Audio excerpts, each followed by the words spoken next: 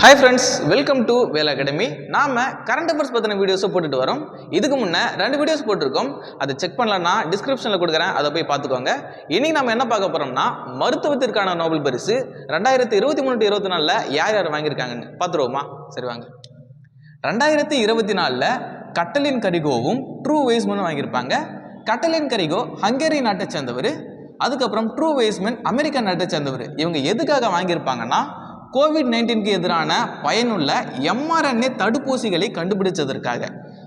அதுக்கப்புறம் 2024ல Victor Ambrose அமெரிக்க நாட்டை சேர்ந்தவர், இவரும் கேரி ரூகுன் அமெரிக்க நாட்டை சேர்ந்தவங்க. இவங்க ரெண்டு பேரும் 2024க்கான மருத்துவத்துக்கான நோபல் பரிசு வாங்கியிருப்பாங்க. இவங்க எதுக்காக வாங்கியிருப்பாங்கன்னா மைக்ரோ RNA கண்டுபிடிப்புக்காகவும் மற்றும் டிரான்ஸ்கிரிப்ஷன் மரபணு ஒழுங்குமுறையின் பங்களிப்புக்காகவும் வாங்கியிருப்பாங்க. அவ்வளோதாங்க. இதுதான் மருத்துவத்திற்கான நோபல் பரிசு 2023-24.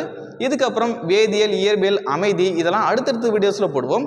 அதுக்கு நம்ம வேலா அகாடமி சேனலை சப்ஸ்கிரைப் பண்ணிக்கோங்க. நன்றி.